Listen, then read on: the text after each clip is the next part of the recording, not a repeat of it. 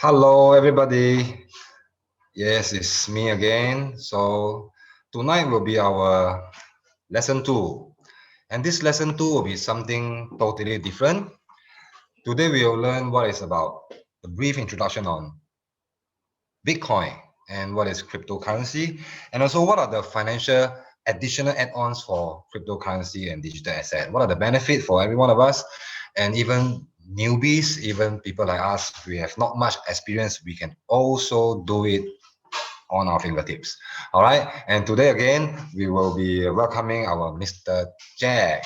Okay. So today he will be sharing with us the whole entire history of all this cryptocurrency and how can we benefit from here. So over here, I'll invite Mr. Jack.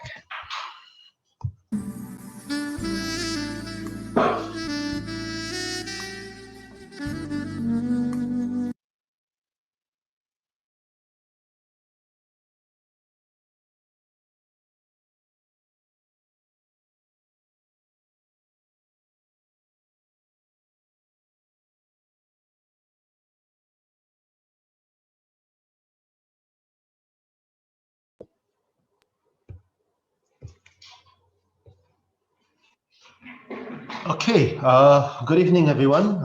Hope you all have been having a good evening. Weather's a bit chilly tonight, so if you're in an aircon room, remember to wear something warm, yeah? So today I'm going to actually talk about my second lesson about crypto. For those of you who have joined me last week, welcome back. For those of you who are here for the first time, welcome.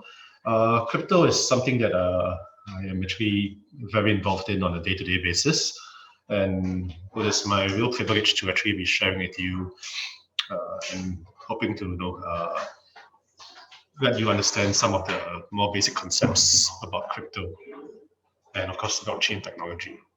Okay, today's lesson is about the brief history of Bitcoin, and I shall touch on some stuff about smart contracts. Okay, the slides actually I prepared them about a week ago. Just that my style of presenting tends to be a bit fluid, so I may not exactly go in order with the slides. So I would appreciate if you just keep up with what I'm saying. Any questions after this, feel free to raise and I shall try my best to answer them. Okay, so before we actually move in straight into the lesson for the history of Bitcoin, I want to talk to you about the future. I want to talk to you about the future because to understand the future, we have to understand the past. To know where we are going, we have to know where we came from. So this is actually a slide of what the future is going to be like, okay? But with some history about where we came from. So today in this world, we are talking a lot about Web3 technologies. If you do a search on the Google or anything, you search for Web3, W-E-B, and the number 3. Web3 technology, this is where we are going. I'm very, very confident that this is where we are going. If you all know about this trend, feel free to debate it with me, but this is exactly where we are going. And that is why crypto is actually, is being used in the world today. But what is Web3? First of all, let's look at Web 1. On the left-hand side, you see this word's information economy. You see 3 logos beneath this information economy: Yahoo, Netscape, and Internet Explorer. For those of you who have been who are a bit older, you will realize that these three software or websites were the very first backbone of the internet. Yahoo is no longer being used as much as it is today because it's been overtaken by Google. But at that point in time, in the mid 1990s or early 2000s, Yahoo was the biggest search engine in the world. Okay, and all these websites or software actually belong to this what we call Web 1, where in the past we could just use a computer to access the internet. And what happened was that on the web page, all you had was information from CNN or from Time magazine or from some National Geographic. All this information was on the web page, and the publisher of the web page just put all this information on for you to see. Okay, so with your computer, you could access the web page with all this information, but you couldn't do anything to the web page. What happens today in today's world? Okay, we are in what we call the Web 2 phase, where there is Facebook, there is YouTube, there is Wikipedia, there is Instagram. All these are, of course, well-known platforms to you, or maybe your children use this kind of platforms very often on a day-to-day basis. In fact, we use them so often that we don't even think about how different they are from the old platforms in the past. And what's the difference between Web 2 and Web 1? If you can see the cloud, Web 1 only has read, whereas Web 2 has read and write. What does this write mean? This means actually very simple. Every time you access Instagram or whatever, you want to upload your photo, you are actually writing to the platform itself. That means you are actually giving new information to the platform. You're uploading your photos, you're uploading your YouTube video and all that. What you're doing is that for the platform, they open up their software, and then you are actually writing to the platform and uploading your own personal information so that other people can actually see it on social media. Okay, but what we don't realize is where we are going. And this is something that I think, honestly speaking, in all my experiences with people, maybe only 1%, 2% of people actually do realize where we are going with this. So what is Web3? Okay, Web3 is where you can read, you can write, the same as in Web2, but the difference is that you can execute. And how do we execute stuff? Some of you must be wondering, what does Jack mean? What does this execute thing? This is exactly why we have such things called tokens, because tokens are the very instrument that we can use in the future to actually access different platforms to perform certain actions on them. Let me give you an example. Imagine one day that there is an Instagram that is not owned by company Instagram. It is just what we call a decentralized Instagram, where anybody, maybe your daughter, your son, even yourself, you want to access a web page, but it's not owned by any company. You can upload your photos on there, and you can tell your family members or your friends to go and visit the photos. But in order for your family and your friends to access this, what we call Instagram, they must actually own certain tokens in order to gain access. You see the difference? So that means, or imagine that you are a songwriter and you are a song composer and you create music. You can actually sell your music by selling tokens to people who are willing to pay for them. And with these tokens, they can actually access your music on a web page, which is not owned by any company. This is the future.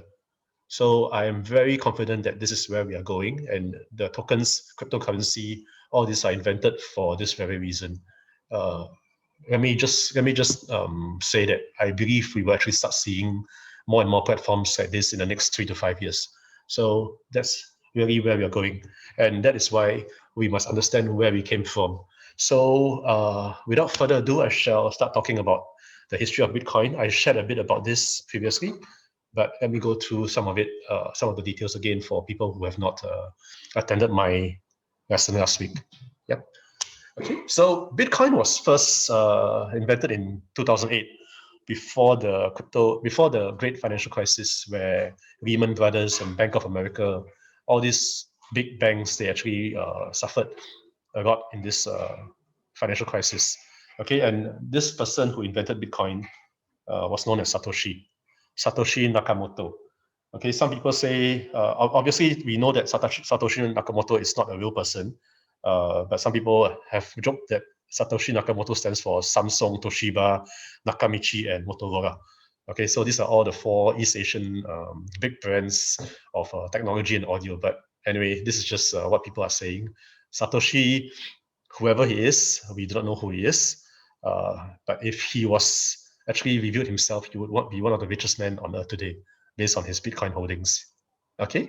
I also mentioned last week that in the early days of Bitcoin, there was a website that was giving away 5 BTC, 5 Bitcoin every single day. I shall show you a picture of the website in the next slide. Okay, so you see this page, free Bitcoins. And what the next line says, get Bitcoins from the Bitcoin faucet. And then this person who invented this or who set up this website is saying that I'm giving away 5 Bitcoins per visitor. So if we think about where we are today in terms of Bitcoin price, Bitcoin is about 38,000 US dollars now. If you multiply that by 5, so that is 190,000 US dollars. Just imagine that in the early days of Bitcoin, 2010 or so, there were actually websites that were giving away 5 Bitcoins. Okay, I shan't say that we knew what the price of Bitcoin was. I mean, nobody could have known what the price of Bitcoin was at that point in time. But I do actually know 1 or 2 people who were around then, and they actually used this website to get free Bitcoins. And then you might ask me, Jack, hey, are these people still holding on to the Bitcoins?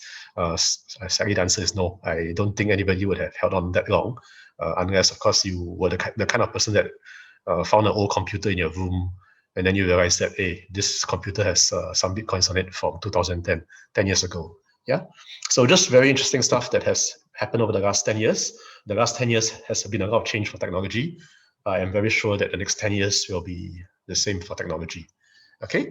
I shan't go through too much of these slides because I don't like to read off slides. But one interesting thing about this photo that you can see is that the first time that Bitcoin was spent was in May 2010, when someone actually spent 10,000 Bitcoin for 2 pizzas. Okay, I'm sure some of you have heard this story before, so I shan't talk too much about it. 10,000 Bitcoin today is worth about $380 million. Yeah, so in fact, these guys who ordered the pizza at that time, they are still alive, they're still around, and we have them to thank actually for spending Bitcoin on pizza, because it actually brought the world to understand that as long as you believe something has value, you can exchange, you can get something in return. Okay, May 2010. So now it's June. In fact, it was a few days ago that the world celebrated this Pizza Day again. So if you do a search on the internet, you can actually find out that actually every single year people celebrate the so-called the first time that Bitcoin was spent for pizza, and they call it the Bitcoin Pizza Day. Okay.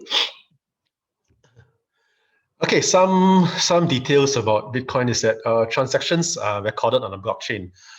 For those of you who were here last week, I mentioned that once this transaction is recorded, it can never be changed anymore. It will be there forever.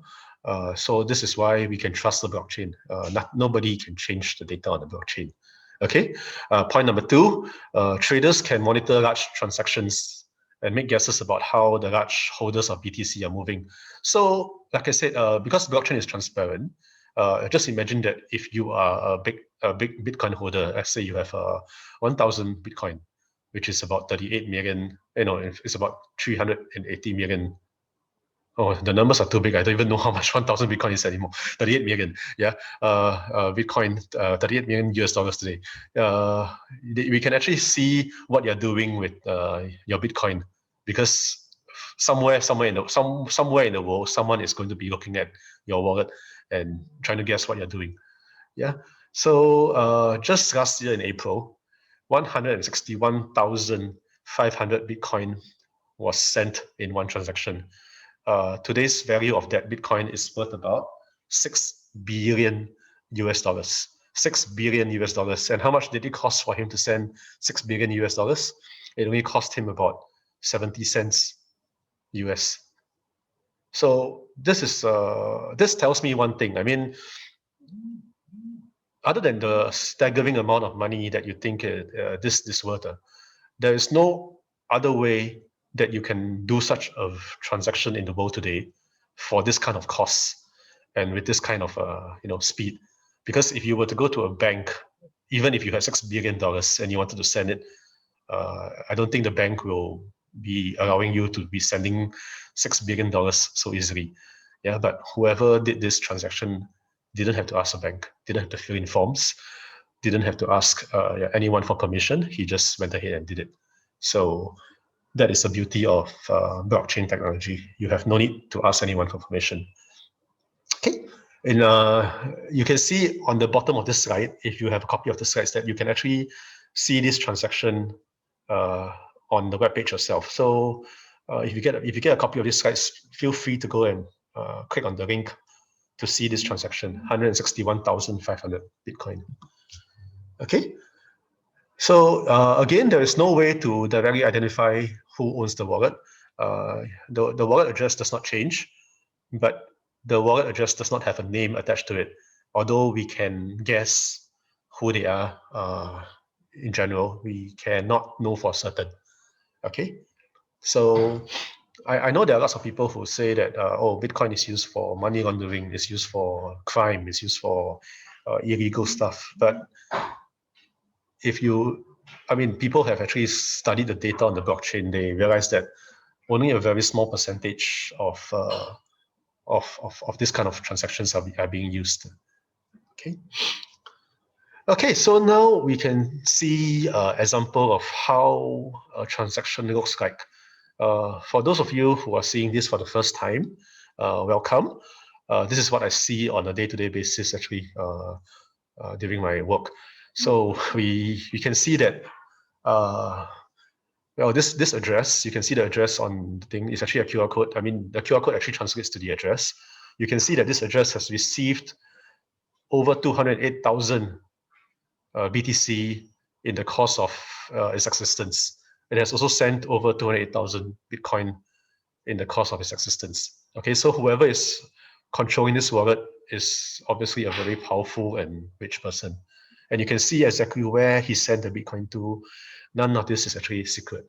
But we can see where he sent it to, but we can't know for certain where he sent it to. Yeah.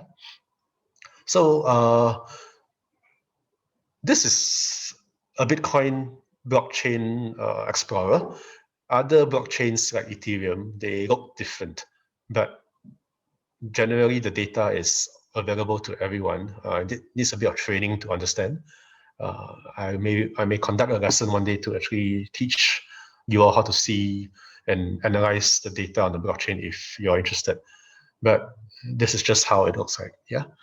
Moving on. Okay, so now that I've talked about the technical parts, I shall tell you more stories. Well, as Bitcoin started to grow and became more accepted around the world, people started to use it to accept for payments. I mean, Bitcoin is actually what we call value transfer. So you can actually use Bitcoin to transfer value from A to B.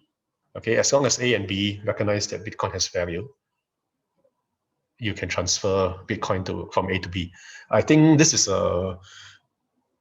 actually a very deep concept. Actually, it's a very profound concept that not many people understand, because what actually gives Bitcoin value? You may be asking me, I mean, Jack, why do people accept Bitcoin over coin ABC instead?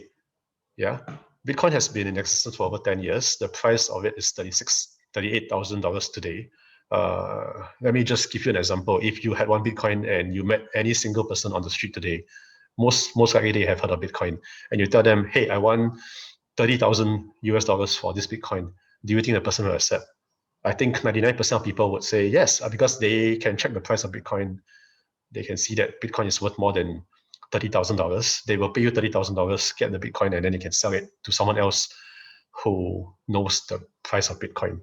So Bitcoin has established itself as something that has value in the market.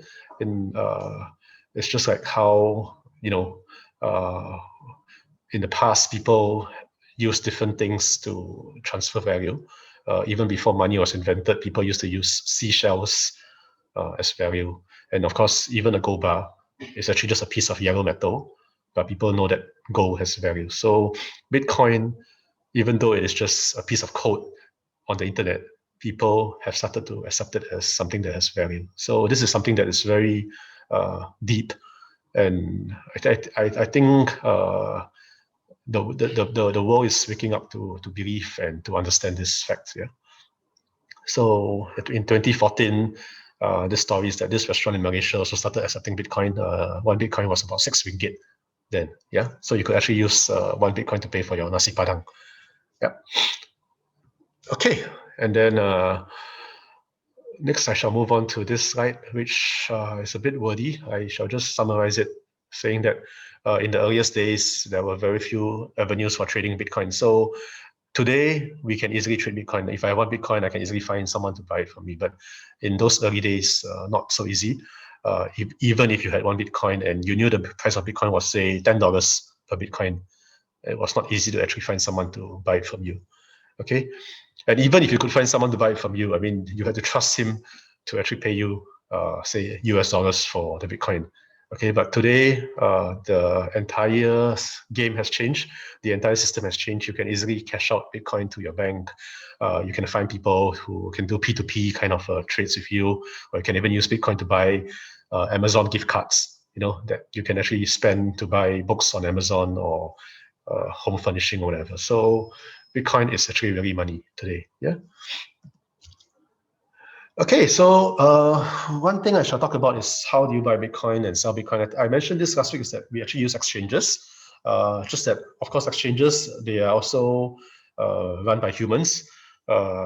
Exchanges also sometimes do have problems on the server and sometimes they go down. In today's world, this is not common, especially for the big exchanges, because they have too much of a reputational risk to bear if they actually go down. But in the past, some exchanges actually went down. So you would transfer your Bitcoin to the exchange could have just closed shop and run away with your funds. But today's world, no, that's not going to happen for the big ones.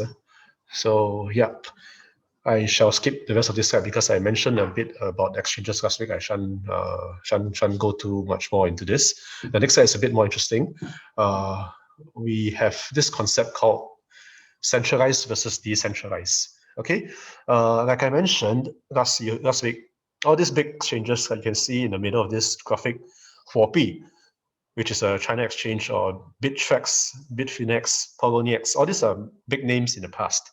Okay, what happens is that people transfer their funds to this exchange and then they can trade Bitcoin for other coins. Okay, but the trend is actually changing.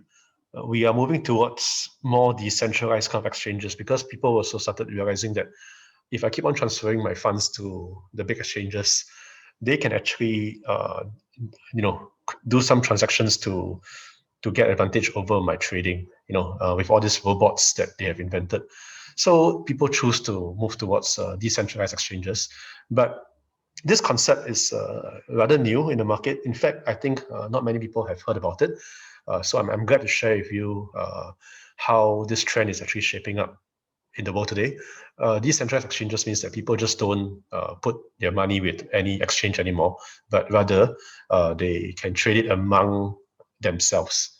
So let's say that your name is Mary and you have a friend called Simon and Angela. Okay, so all three of you all want to trade your cryptocurrency at your own time, at your own target. So you can log into your wallet and you can just trade, say, your crypto A.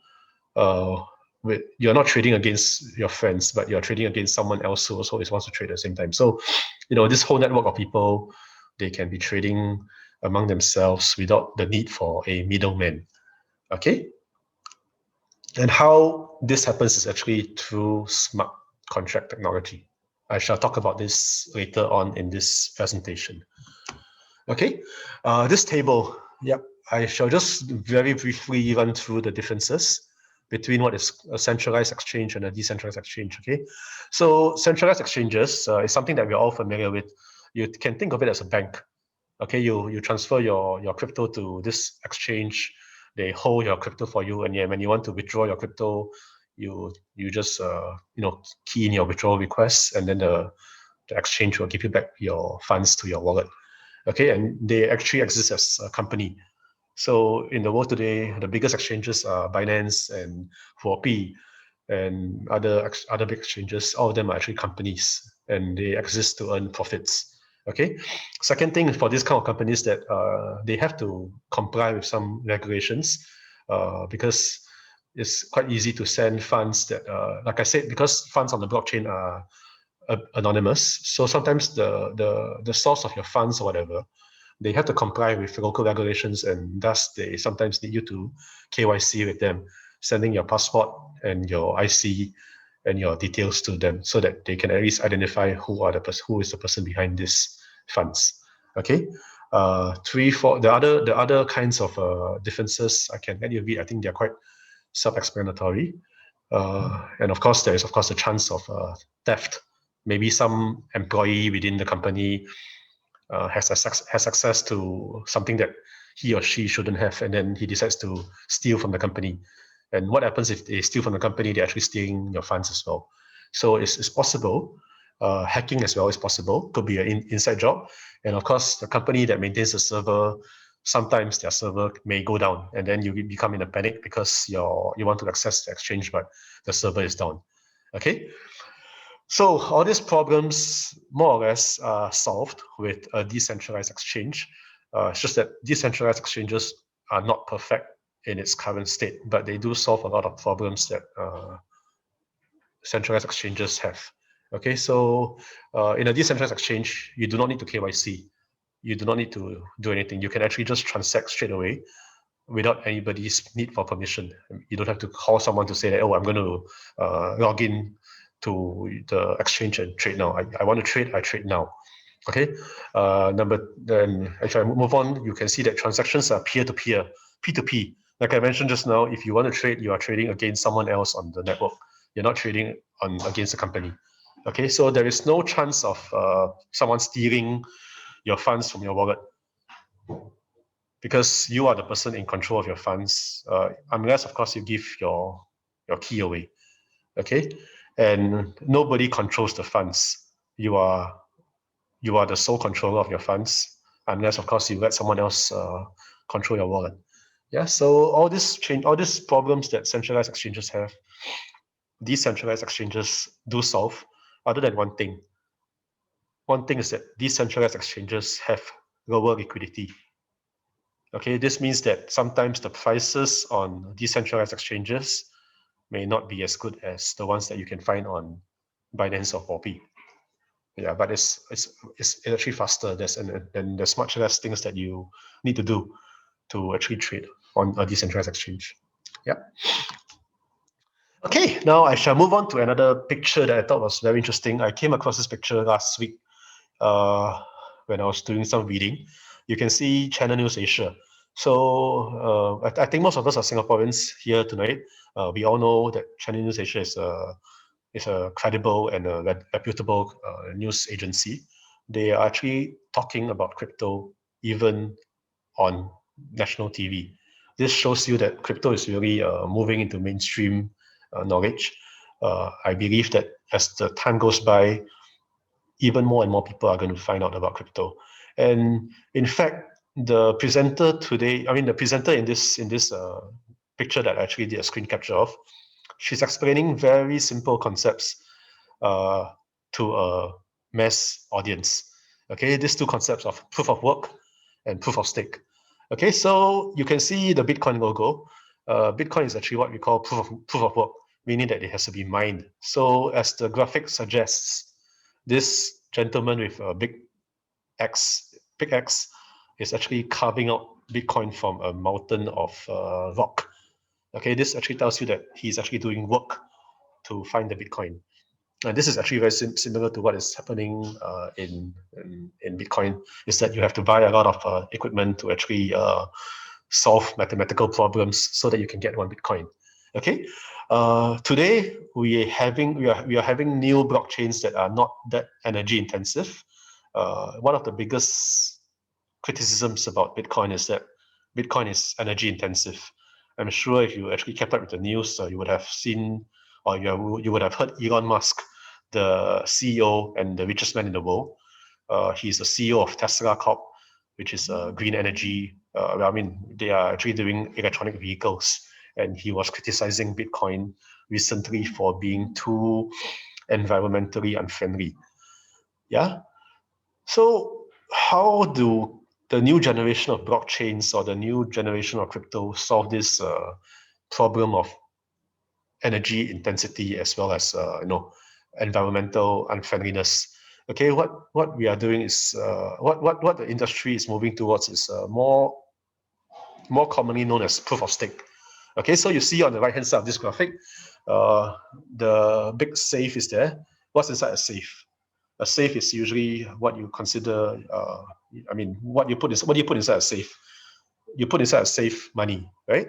You put inside a safe valuables, and thus proof of stake is a concept where you are actually taking your assets and putting them to work so that you can generate further profits. Okay, I shall talk about this later as well. But I just want you to know that this is a sign that crypto is moving to mainstream, even with this graphic on Channel News Asia. Okay, and I think we've finished part 1 of this lesson. Please, if you have any questions about the part 1, write them down now, and then I shall try to answer them later. Okay, we are moving on to part 2 of the lesson, where I talk about smart contracts. Okay, and smart contracts do not exist on Bitcoin because Bitcoin is what we call a first-generation blockchain, and thus it is the technology is considered old, but the technology is considered very stable, and thus Bitcoin is already more or less perfect in the sense is that people, when they want to use something that is stable and people who want to transfer value, they want to use something that is stable. They don't want some new technology that is untested. Okay, in all its 12 years of existence, Bitcoin has never been hacked. The blockchain has never been hacked. People trust the Bitcoin blockchain to be able to deliver value, and thus the price of a Bitcoin is where it is today. Okay, but the world always moves on. The world innovates. The world decides to do even greater things with technology, and thus smart contracts are being used in the world today. Smart contracts are what we call a second generation kind of technology. They also exist on the blockchain. They have very specific uses. And like I mentioned in the very first slide today, when I talked about the future, about how different platforms in the future will be using tokens to actually access them, they will be using smart contract technology to access all these platforms. Okay. So I shan't bore you with all this text again. You can read it at your own time and your own pace, but I shall just move on to the next slide about how and what is staking, like what I mentioned in the Channel News Asia slide. Okay. I shan't read this as well. I just want to show you a picture so that you can understand. Okay, moving on to the next slide. Oh, I shall move on to this slide. Okay, this slide first. Yeah, this slide is a man at a computer, and you can see that he's all wired up, and all the network has all these coins being moved. So just the same way you put money in a bank. Today you bring $5,000 to DBS Bank. What does DBS Bank do with your money? After 1 year, they pay you an interest of say 0.9%. It's not that high, I know. Your CPF pays you 2.5% in your ordinary account, and your special account is about 4%. Yeah, that is not considered high for crypto. In crypto, generally, people can do much better than this kind of returns. But I'm not saying that CPF is no good or the DBS is no good. Please don't get me wrong. I'm just saying that we are in a growth phase of crypto. There are many options available for those who know how to actually use this technology, and I want to introduce to you this concept called staking today. Okay, I shall move back to the next slide so that I can have some words to describe what is staking. Okay, staking is actually where you get a reward for just keeping your cryptocurrency in a certain in a certain contract. Okay, so like I said, you put your money with DBS Bank. DBS Bank actually lends out the money to other people who need a car loan or a housing loan or whatever. So they're actually using your money to make money for the bank, and then they return you back a part of the profits they make from this loan. Okay, same thing with staking. You're actually putting your crypto assets into work to generate returns. And what happens is that the smart contract actually generates a return and returns you as the holder of this crypto a return. So it's very similar, except that you are not dealing with a bank. You are not dealing with a person. You are just dealing with a smart contract. And this smart contract is already written. It cannot be changed. So whatever is written in the smart contract, unless the smart contract has a lot of bugs or it is poorly written, generally you can feel very safe about staking your funds into the smart contract because other people have been there before. They have done it.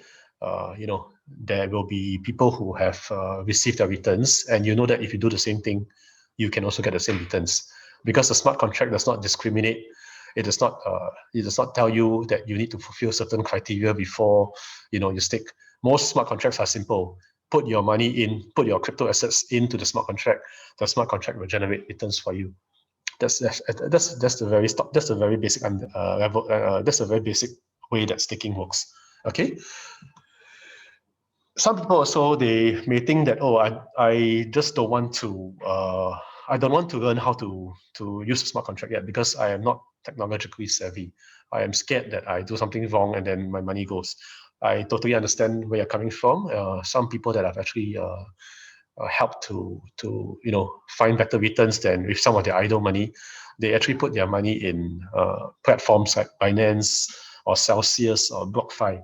So all these platforms, they are just exactly the same like crypto banks. It's just that you can see some of the returns for USD. Here is about 6%, 5%. Of course, this changes every now and then, but to a lot of people, this is actually something better than what they can do at the bank. So that is why people are very willing to actually take out some of the idle money they have and try to put into crypto. I mean, I have many people every single day calling me and asking me to help them to find the best returns to put their crypto in.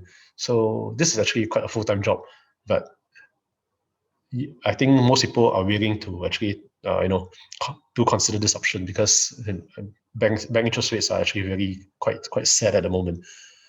Okay. Now I shall move on to what smart contracts are. Okay, so smart contracts also can be used in other ways. They are not just meant for just lending and borrowing. They can actually be used in what we call escrow as well.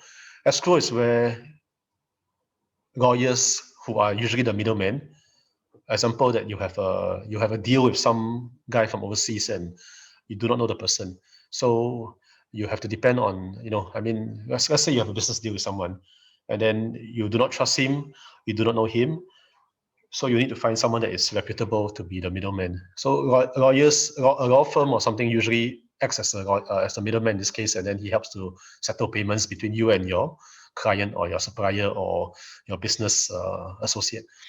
Okay, but with smart contracts, the role of the lawyer can be just the role of the lawyer can be actually done away with because everything can be coded into the smart contract. Both sides fulfill the agreement, and payment is released to the party that needs to get payment. So smart contracts can actually do this. We haven't seen much case of it, being used yet, but it's possible, and I believe that we'll be seeing it in the future. Okay, even point number 3, the world's largest diamond producer or seller. So I'm sure some of you have watched the movie Blood Diamond. Some of these diamonds that come from Africa, they are not clean diamonds. Their story goes, the story behind this diamond is quite sad because they use slavery, or they work these people to death in the mines to get these diamonds. By the time it comes to your wife's finger, you really do not know where the diamond comes from. But with the blockchain, companies who are ethically mining all these diamonds, they can actually prove that these diamonds came from ethical mines. So blockchain can actually prove that all these diamonds also came from a source, and you can even track them on the blockchain with smart contract technology. Okay, and of course, one of the hottest things that has been happening in the world today is what you call DeFi. DeFi stands for decentralized finance. Okay, that may be another topic for a lesson in future, because I think we are all interested in money. We are all interested in how blockchain technology can help me make more money. Okay, and DeFi is one of the biggest and hottest things in the world today, because people realize that they can use blockchain technology to actually, do borrowing, do lending, even do, for example, if you are a professional fund manager, you can even manage people's funds, total strangers' funds across the world through smart contract technology. And then some platforms are creating synthetic stocks, meaning that I can create a crypto that represents one share of Apple. So actually people can trade Apple stocks on the blockchain itself. Okay, so all these are potential users of smart contract technology. And then I shall move on to another thing that has been quite hot recently. This is what you call NFTs. Okay, NFTs stand for non fungible tokens.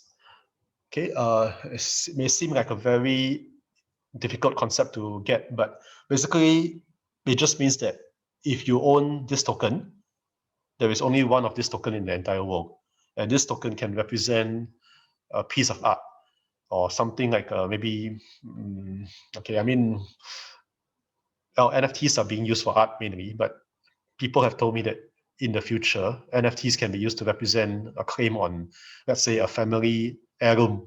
Maybe your grandmother left behind something that is very precious and sentimental. You can actually create a token on the blockchain to represent this, and then you can transfer it to your favorite child, when it's time.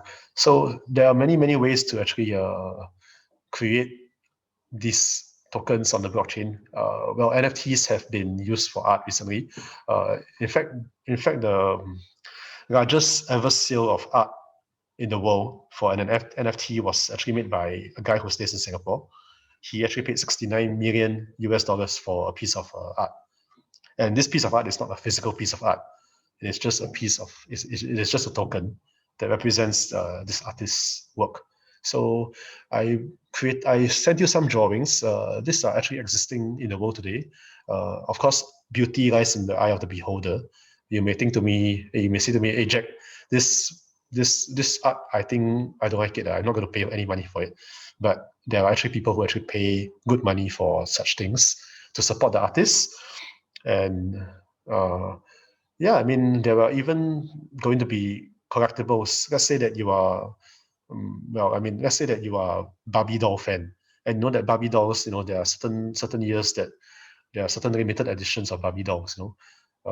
One day maybe the Barbie doll manufacturer decides to create a token on the blockchain to represent a limited edition Barbie doll. It's possible. Okay, but we are still rather new in this area. Let's see how this space develops. Okay, so more or less, I've touched on more things about blockchain and crypto. I've come to more or less the end of this this presentation. I know that it's been a bit it's maybe you might feel that it's jumping all over the place, but because I do want to actually touch on all the big areas of blockchain technology first, and then if there is any requests, I will go deeper into any specific kind of area, because there is just so much and so wide a body of knowledge in this space that I can't cover everything deeply at once. So these 2 lessons so far, I hope some of you have been entertained. I hope some of you actually picked up something. But yeah, I think I should open up the floor for questions now. Please, if anybody has questions, maybe you can type it in, or maybe you can just speak over the microphone, and I'll do my best to answer. Thank you.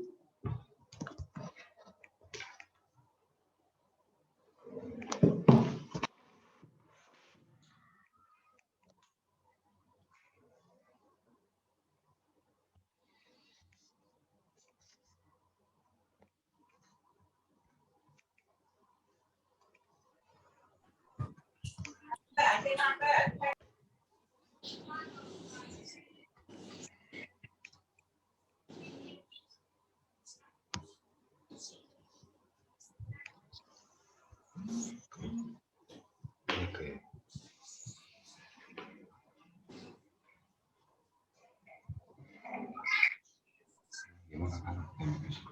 Any questions? If there are no questions, or if you have questions or maybe you're shy to ask in front of everyone else, feel free to message your consultant, Andrew or Eric, and then I'll be around for a while, and then you can just message them in your group chat, and I'll do my best to answer them in text. Yeah. Thank you for attending this lesson. Okay, thank you so much, Jack. Thank you so much. Now, all this, if let's say you have any question or any queries, feel free to ask your leader, or you can also create a small little group chat, and we can discuss all over. But as we all mentioned, this one is something like a basic crypto assets training, like the first lesson and today's lesson. I must say today's lesson I learned quite a lot. I actually learned what is a Web 1, Web 2, Web 3. We can execute, we can buy, we can use, other than just only read in the past. Now, apart from all this, maybe you understand, maybe you don't really understand much. But as we all know that smart contract is something we really will be using in, of course, ELLUFA. And just now, Jack also shared something. I also learned this one, a value transfer. Something different. This value transfer is something we really need.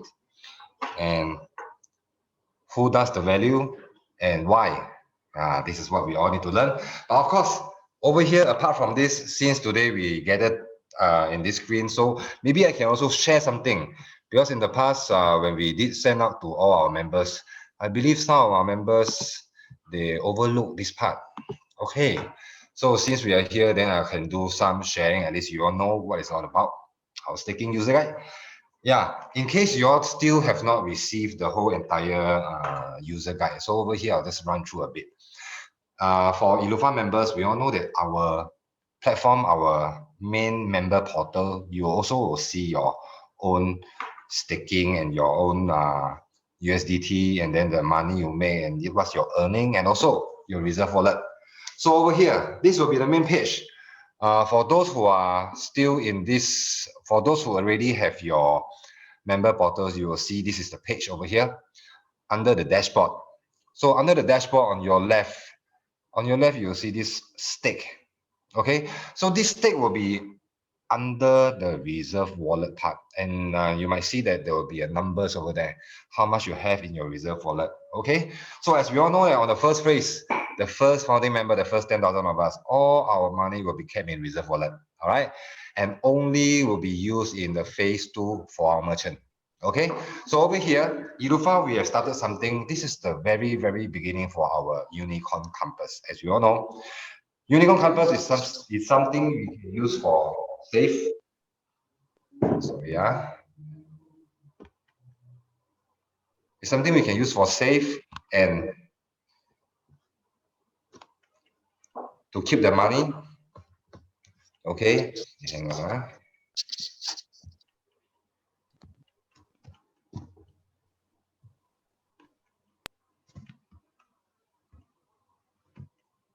Okay.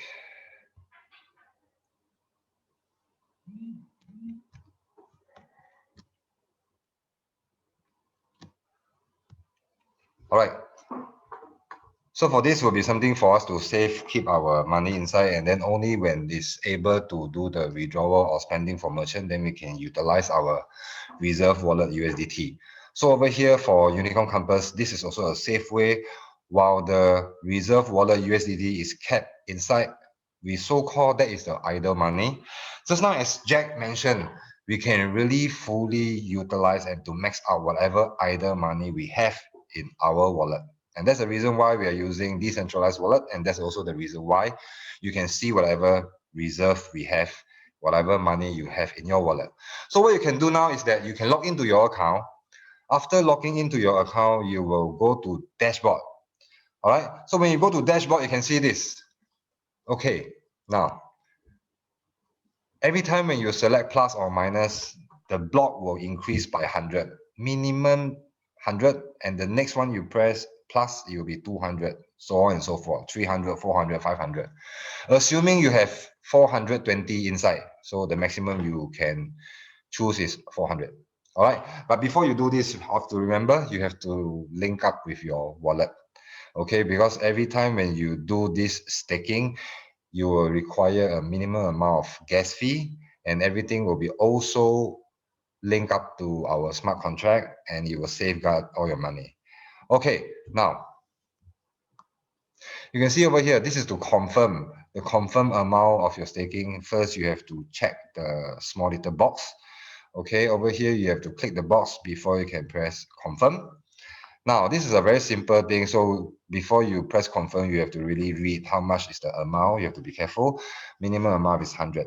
Okay, now the step 4, you can see over here, the moment when you key in the word staking, your wallet should appear automatically. If your wallet is from MetaMask and you are using a laptop, your wallet should appear automatically. All right, this is for you to activate the gas fee, and the gas fee is maybe around 0.002, less than a dollar. Right? The reason why you have a gas fee because everything will be activated through smart contract to safeguard all your USDT.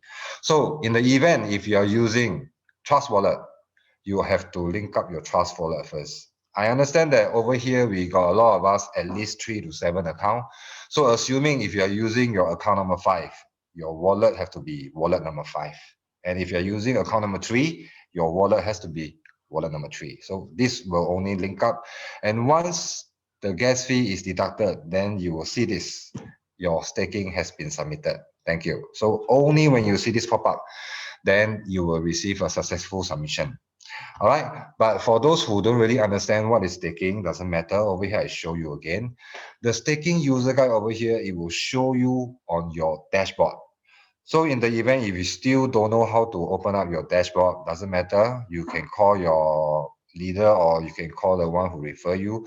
By now, you have to know how to open up with your user ID and your password.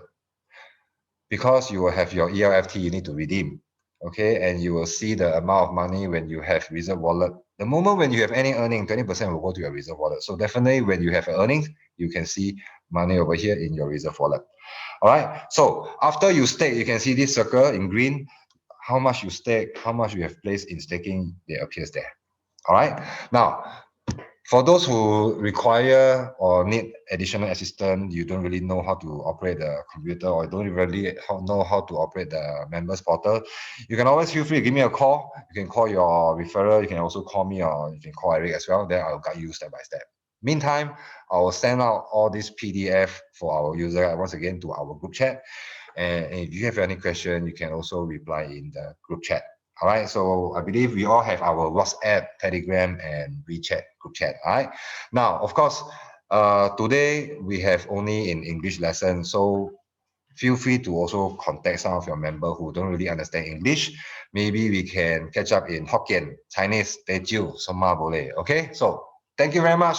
Hope to see you again on Monday. We have our English version OPP, and invite all your friends, your family, your relative, and anyone can appear. All right. So Monday 9 p.m. we have our OPP in English. So I'll see you again. Thank you very much. Thank you.